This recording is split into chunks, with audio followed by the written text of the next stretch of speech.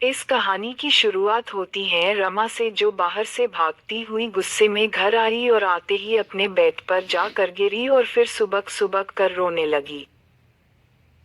उसका पति जो रसोई में चाय बना रहा था, उसने रमा के रोने की आवाज सुनी। उसने रमा से पूछा, रो क्यों रही हो? चुप हो जाओ, लो चाय पी लो। लेकिन रमा थी कि रोए जा रही थी। बड़ी मुश्किल से उसके पति ने उसको चुप कराया और रोने का कारण पूछा। रमा ने बताया, उसकी सहेली प्रतिदिन उससे कोई ना कोई सामान मांग कर ले जाती थी, लेकिन आज जब वह अपनी उसी सहेली से एक किताब पढ़ने के लिए मांगने गई तो उसने अंगूठा दिखा दिया। पास में बैठा रमा का 7 साल का बेटा सारी बातें सुन रहा था। उसने कहा, अंगूठा दिखाना, मम्मी, इसका मतलब क्या होता है? तब रमा के पति ने एक कहानी सुनाई। बेटा, वर्षों पहले की बात है, दो पक्के मित्र थे, रामू और श्याम। दोनों आपस में मिलजुल कर रहते थे। रामू में एक कमी थी कि वह अपनी चीजें किसी को नहीं देता था, परंतु दूसरों की चीजों को तुरंत ले लेता था।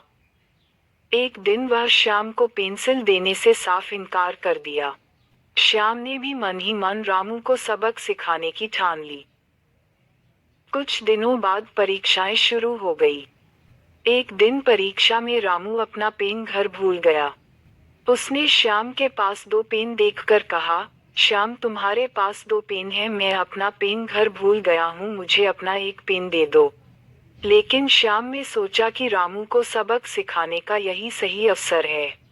उसने रामू को पेन देने की बजाय अपना दायां अंगूठा दिखाकर बोला, ये ले लो।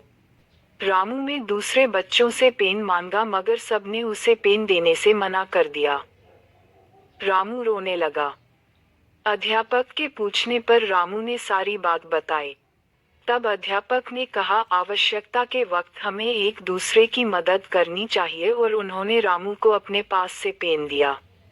रामू अपने किए पर शर्मिंदा था। उसने श्याम से माफी मांगी और उसके साथ मिलजुल कर रहने का वादा भी किया। बस बेटा, इस प्रकार यह मुहावरा प्रसिद्ध हो गया कि अंगूठा दिखाना मतलब साफ इनकार करना।